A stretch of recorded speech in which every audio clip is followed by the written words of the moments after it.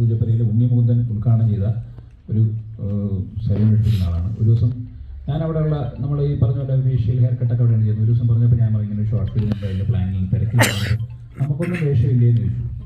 ഞാൻ പറഞ്ഞു അഭിനയിക്കോ? ഇല്ല, അഭിനയിക്കൊന്നുമില്ല, അഭിനയിക്കാൻ ചുമ്മാ ചോദിച്ചതേ ഉള്ളൂ.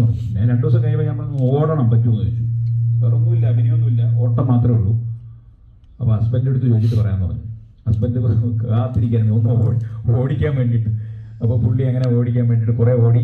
Thank you. ഇനി സംസാരിക്കും. നമസ്കാരം. ഈ പറഞ്ഞതുപോലെയാണ് സംഭവം നടന്നത്. അപ്പം എനിക്കിങ്ങനെ ഒരു ചാൻസ് തന്നതിൽ ശ്രീ ബാലാജി അദ്ദേഹത്തിന് വളരെ നന്ദി പറയുന്നു. പിന്നെ എനിക്ക് പറയാനുള്ളതെന്ന് വെച്ചാൽ വളരെ ഡെഡിക്കേറ്റഡും വളരെ സിസ്റ്റമാറ്റിക്കും ആയിട്ടുള്ള ഒരു വ്യക്തിയാണ് ശ്രീ ബാലാജി. അതുപോലെ പെർഫെക്ഷൻ വർക്കിൻ്റെ കാര്യത്തിൽ ഞാൻ മനസ്സിലാക്കിയതെന്ന് വെച്ചാൽ നമ്മൾ ചെയ്യുന്ന ഓരോ സംഭവവും ഓരോ സീനും അത്രയും പെർഫെക്ഷൻ കൊടുത്ത് മാത്രം നമ്മളെ കൊണ്ട് ചെയ്യിപ്പിക്കുന്ന അതിൻ്റെ ഒരു പൂർണ്ണതയിലെത്തിക്കുന്ന ഒരു വ്യക്തിയാണ്. അതാണ് എനിക്ക് മനസ്സിലാക്കാൻ കഴിഞ്ഞത്. അപ്പം അത് എൻ്റെ ഉള്ളിലുള്ള ഒരു ആർട്ടിസ്റ്റിനെയും കംപ്ലീറ്റ് ആയിട്ട് പുറത്തു കൊണ്ടുവന്നു എന്നാണ് ഞാൻ വിശ്വസിക്കുന്നത്. അതിന് ശ്രീ ബാലാജി അദ്ദേഹത്തിനോട് ഒരുപാട് നന്ദി. Thank you so much. ഇനിയും ഉയരങ്ങളിലെത്തട്ടെ എന്ന് ആശംസിക്കുന്നു. Thank you. ഇനി അടുത്ത